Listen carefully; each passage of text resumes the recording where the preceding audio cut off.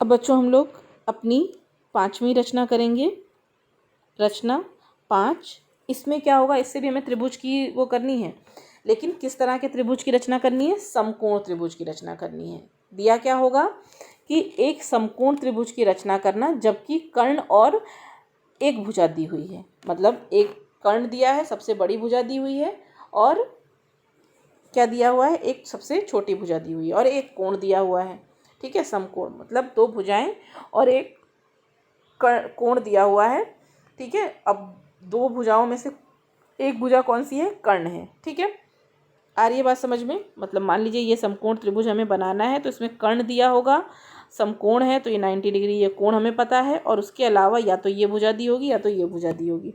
ठीक है, और इसकी हेल्प से हमें त्रिभुज की रचना करनी है। ठीक, क्या क्या चीज़ें दी होंगी, समकोण, कर्ण और कोई एक त्रिभुज की भुजा दी होगी। ठीक है, अब क्वेश्चन के थ्रू देखते हैं क्या क्या दिया हुआ है। कहा जा रहा है कि हमें बिंदु बी पर एक समकोणिक त्रिभुज की रचना करनी है।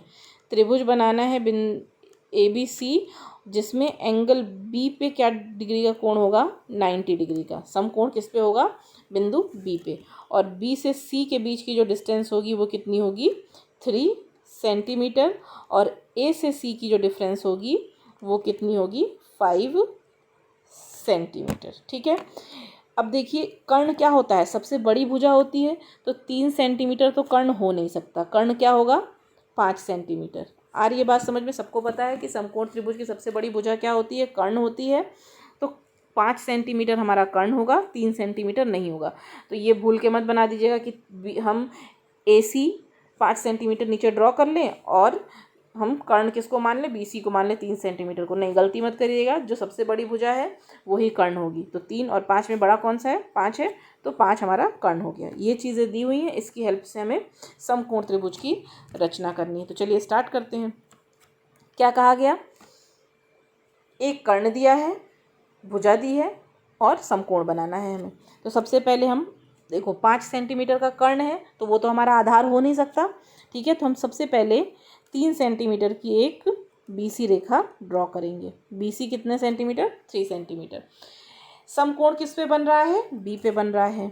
ठीक है, तो B पे अभी मैंने इससे पिछले वाली वीडियो में आपको बताया था कि 90 डिग्री का एंगल कैसे बनाते हैं। प्रकार की नोक B पे रखेंगे, थोड़ी सी डिस्टेंस लेके एक चाप लगाया जाएगा, चाप और लाइन एक दूसरे को जहाँ कट करेंगी वहाँ पे प्रकार की नोक रखेंगे, एक और चाप लगाएंगे। ठीक है, जहाँ पे चाप ने एक दूसरे को कट किया फिर वहाँ पे ही प्रकार की नोक रख के एक और चाप लगा दिया जाएगा। ठीक है, इन दोनों चापों के बीच में एक चाप यहाँ लगेगा, यहाँ पे प्रकार की नोक रख के यहाँ चाप लगाइए, यहाँ प्रकार की नोक रख के यहाँ पे एक चाप लगाइए, एक आर्क। ठीक है, चाप को आर्क भी कहते हैं। अब ये दोनों चाप जहाँ एक दूसरे को कट कर रहे हैं उसको आप मिला लीजिए। ठीक है, ये हो गया हमारा 90 डिग्री का एंगल।